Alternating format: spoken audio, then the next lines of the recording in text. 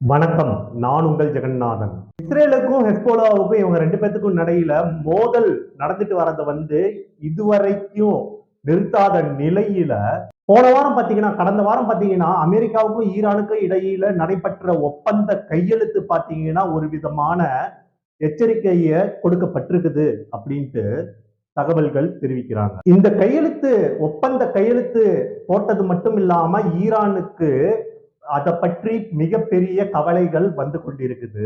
America மற்றும் ஈரானுக்கு இடையில பதற்றத்துல சிக்கிக் கொண்டிருக்கும் அரபு நாடுகள் அங்க நடக்கிற நிலைமைய உன்னிப்பாக கவனித்துக் கொண்டு வராங்க. மீண்டும் பதற்றம் அதிகரித்த நிலையில உண்டானா அங்க பாதிக்கப்படுவது அரபு நாடுகள். இந்த ஆண்டு பிப்ரவரி மாதத்துல பாத்தீங்கன்னா அமெரிக்காவுக்கும் இஸ்ரேலுக்கும் இடையிலான போர் பதற்றம் வான்வெளி தாக்குதலுக்கு அப்புறம் அமெரிக்கா என்ன செய்யுதுன்னா ராணுவ தளங்களை வைத்து அங்க தாக்குதல் நடத்துது, வான்வெளி தாக்குதல் நடத்துது. ஈரானுடைய ஏவுகணை தாக்குதல், ட்ரோன் தாக்குதல் நடத்தினதுனால எண்ணெய் கிடங்குகள் மிகவும் சேதம் அடைந்திருக்கு. இந்த நாடுகள் இருக்கு இல்லைங்களா, அதோட அமைதி மற்றும் நிலைப்பாட்டு எல்லாமே உருக்குலைந்து போயிருக்கிற நிலையில ஜோர்டானை சேர்ந்த சர்வதேச சட்ட பேராசிரியர் அஸ்ஸா மஜாலி தன்னோட எக்ஸ்தலத்துல என்ன தெரிவிச்சிருக்கிறாருன்னா, இஸ்ரேலால் தான் அமெரிக்கா இந்த போருக்குள் நுழைந்தது. இந்த ஒப்பந்தம் எவ்வளவு காலம் நீடிக்கும் என்பதை புரிந்து கொள்ள நாம் இஸ்ரேலின் எதிர்வினையை உன்னிப்பாக கவனிக்க வேண்டும் அப்படின்ட்டு சொல்லியிருக்கிறார். இப்ப பாத்தீங்கன்னா லெபனான்ல தொடரும் இஸ்ரேல் தாக்குதல். லெபனான்ல இருக்கிற சுகாதார அமைச்சகம் அவங்க என்ன சொல்றாங்க, ஒப்பந்தம் கையெழுத்தான 48 மணி நேரத்துல வான்வெளி தாக்குதல் நடத்தி இருக்கிற இஸ்ரேல் பலர் அந்த தாக்குதலால கொல்லப்பட்டிருக்காங்க மற்றும் காயமடைந்திருக்காங்க. அதே வேளையில இந்த தாக்குதல்ல தனது ராணுவ வீரர்கள் 4 கொல்லப்பட்டதாக இஸ்ரேலிய ராணுவம் தெரிவித்திருக்குது. லெபனான் உள்ளிட்ட அனைத்து முனைகளிலும் சண்டை உடனடியாக நிறுத்தப்பட வேண்டும் அப்படின்ட்டு ஈரான் மற்றும் அமெரிக்கா இடையிலான ஒப்பந்தத்துல வலியுறுத்தி இருந்த போதிலும் இந்த தாக்குதல்கள் நிகழ்ந்திருக்குது. ஈரான் மற்றும் அமெரிக்காவிற்கு இடையேயான எட்டப்பட்ட ஒப்பந்தத்தின்படி லெபனான் உள்ளிட்ட அனைத்து முனைகளிலும் போரிடுவது உடனடியாக நிறுத்தப்பட வேண்டும். லெபனானின் தளமாக செயல்படும் ஹெஸ்போலா அமைப்பு நீண்ட காலமாக ஈரானுடைய முக்கிய கூட்டாளியாக கருதப்படுகிறது. இதுல லெபனானுடைய ஒரு புதிய போர் நிறுத்தம் எட்டப்பட்டுள்ளதாக அமெரிக்க அதிகாரிகள் தெரிவிக்கின்றாங்க. கனடாவுடைய ஒட்டாவா பல்கலைக்கழக பேராசிரியர் தாமஸ் ஜுனோ அவரோட எக்ஸ்தலத்துல என்ன சொல்லியிருக்கிறார்னா, லெபனான் மற்றும் ஈரான் ஆகிய இரு இடங்களிலும் மோதல்கள் முற்றிலும் நின்றுவிடும் என்பதற்கான யதார்த்தமான சூழல் எதுவும் இருக்கவில்லை. லெபனானில் சில காலத்திற்கு வன்முறை அதிகரிப்பது என்பது கிட்டத்தட்ட உறுதியான ஒன்றுதான். வளைகுடா பகுதியிலும் இதே நிலை ஏற்படக்கூடும். இதற்கிடையிலே வளைகுடா பக்கத்து நாடுகள், அதாவது பிராந்தியத்தின் பல நகரங்களில் உள்ள மக்களிடம் பேசிய போது அவர்களுக்கு நம்பிக்கையும் சந்தேகமும் கலந்தே காணப்படுகின்றன. இந்த ஒப்பந்தம் நீண்ட காலம் அமைதிக்கான தொடக்கமாக அமையலாம் என்று சிலர் கருதினாலும் சிலரே இந்த வெற்றியை நம்ப தயாராக இல்லை அப்படின்ட்டு சொல்லியிருக்கிறாரு. குவைத்தை சேர்ந்த முதியவர் ஒருவர் என்ன சொல்றாருன்னா, யாரும் போரை விரும்பவில்லை, நாங்கள் அமைதியான வாழ்க்கையை மட்டுமே விரும்புகிறோம். ஈரானிய ஏவுகணைகளின் சத்தத்தை கேட்டு பயந்த குழந்தைகளுக்கு ஆறுதல் கூற வேண்டி இருந்த சூழல் எனக்கு நினைவிருக்கிறது.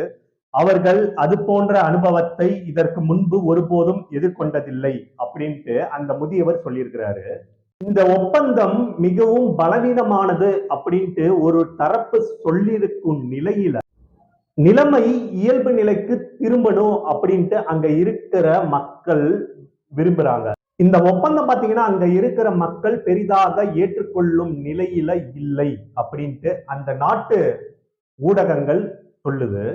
இந்த ஒப்பந்தம் வெற்றி பெற வேண்டும் என்று அங்க இருக்கிற வளைகுடா நாடுகள் விரும்புவது ஏன் அப்படின்ட்டு நாம நினைக்கலாம். அமெரிக்கா ஈரான் இடையிலே அந்த கையெழுத்திட்ட ஒப்பந்தம் வெற்றி பெற வேண்டும் என்று பல நாடுகள் எதிர்பார்த்துட்டு இருக்கிற நிலையில எண்ணெய் ஏற்றுமதி பாத்தீங்கன்னா உலக நாடுகளுக்கு எந்தவித தடை இல்லாமல் அனுப்ப வேண்டும். இதற்கு அந்த எண்ணெய் வரும் கப்பல்கள் வரும் வழி ஹார்மோன்ஸ் நீரிணை எந்த ஒரு பாதிப்பும் இன்றி அவ்வழியாக கப்பல்கள் வர வேண்டும் அப்படின்ட்டு சொல்லப்படுது. முக்கியமான அந்த ஹார்மோன்ஸ் வழித்தடங்கள் வழியாகவே எண்ணெய் கப்பல்கள் வருகின்றன.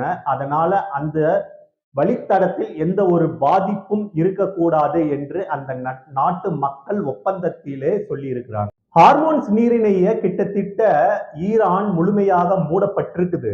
ஒப்பந்தம் கையெழுத்தான பிறகு கப்பல் அந்த ஹார்மோன்ஸ் நீரிணையாக வழியாக போறது எந்த ஒரு பாதிப்பும் இருக்காது, படிப்படியாக அதிகரிக்கும். அந்த இடத்துல அந்த நீரிணை ஹார்மோன்ஸ் நீரிணை வழியாக போகும் கப்பல்கள் அப்படின்ட்டு சொல்லப்படுது. அதே நேரத்துல பாத்தீங்கன்னா அமெரிக்க கடற்படை ஈரானுடைய முற்றிலும் அமெரிக்கா ஈரான முற்றுகை செஞ்சிருக்காங்க இல்லைங்களா, அதை முற்றிலும் தடை செய்ய வேண்டும் அப்படின்ட்டு சொல்லப்படுது.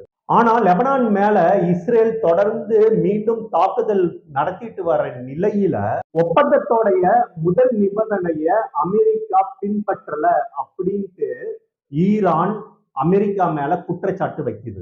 இதோட காரணமாக ஹார்மோன்ஸ் நீரிணைய முழுவதுமாக மூட வேண்டிய சூழல் உருவாகினது அப்படின்ட்டு சொல்லப்படுது அந்த நாட்டு அரசாங்கம்.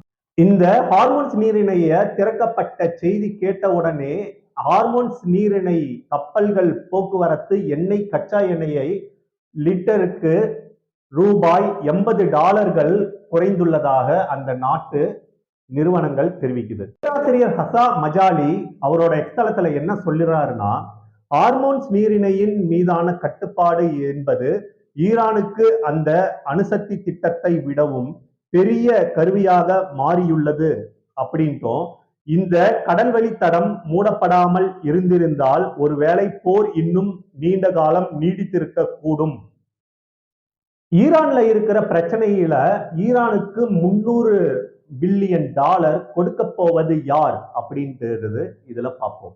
அமெரிக்கா ஈரான் இடையிலான 14 அம்ச ஒப்பந்த திட்டங்கள் கையெழுத்து இட போவது யார் அப்படின்றோம். அந்த ஒப்பந்தத்துல ஈரான் மீது விதிக்கப்பட்டுள்ள தடைகளை தகர்க்கணும் அப்படின்ட்டு சொல்லப்படுது. வெளிநாட்டுல முடக்கப்பட்டுள்ள ஈரான் சொத்துக்கள் மற்றும் $300 பில்லியன் இருக்கு இல்லைங்களா, அதிக திரட்டுவது போன்று பொருளாதார சலுகைகள் ஈரானுக்கு வழங்கப்படும். இருந்தாலும் இந்த வாக்குறுதிகள் பாத்தீங்கன்னா இன்னும் தெளிவாக வரவில்லை அப்படின்ட்டு சொல்லலாம். தாமஸ் ஜுனோ அப்படின்றவரு தன்னோட எக்ஸ்தலத்துல என்ன சொல்லியிருக்கிறாருன்னா, பொருளாதார உதவிகள் எப்போதும் தொடங்கும், எவ்வளவு சொத்துக்கள் விடுவிக்கப்படும் மற்றும் இந்த $300 பில்லியன் நிதி எங்கிருந்து திரட்டப்படும் என்பது இன்னும் தெளிவாக தெரியவில்லை. வளைகுடா நாடுகளுடைய கூட்டமைப்புக்கு இந்த $300 பில்லியன் எதற்கு அப்படின்ட்டு அமெரிக்க துணை அதிபர் ஜேடி வாசன் கேட்கிறாரு. அதை குறித்தான முழு விவரங்கள் எந்த ஒரு விவரங்களையும் அவரு முழுமையாக கொண்டு வரல அப்படின்ட்டு சொல்லப்படுது. அந்த நாட்டு அரசாங்கம் எந்த நாட்டு அரசாங்கம்? ஈரானுடைய அரசாங்கம். அரசியல் ஆய்வாளர் அலி அல் ஹைல் அவரு தன்னோட டேட்டால என்ன சொல்றாருன்னா, எங்கள் நாடுகள் ஈரானுக்கு ஒரு பைசா கூட வழங்கக்கூடாது என்று நான் விரும்புகிறேன். மாறாக ஈரானின் ஏவுகணை மற்றும் ட்ரோன் தாக்குதலால் நாங்கள் பாதிக்கப்பட்டிருப்பதால் ஈரான் தான் எங்களுக்கு இழப்பீடு வழங்க வேண்டும். இந்த போருக்கான விலையை ஈரானும் இஸ்ரேலும் அதன் கூட்டாளிகளும் தான் செலுத்த வேண்டும். ஏன்னா அவர் என்ன சொல்றாருன்னா, $300 பில்லியன் அது போன்ற $300 பில்லியன் ஒருபோதும் வளைகுடா நாடுகள் எளிதில் சம்பாதிக்காது அப்படின்ட்டு சொல்லியிருக்கிறாரு. இத குறித்து ஒட்டுமொத்தமாக பார்க்கையில இந்த ஒப்பந்தம், அதாவது ஈரான் அமெரிக்காவுக்கு இடையிலான ஒப்பந்தம் இப்பதைக்கு பேச்சுவார்த்தையிலே இருக்கும் தவிர கையெழுத்து ஆகாது அப்படின்ட்டு சொல்லப்படுது.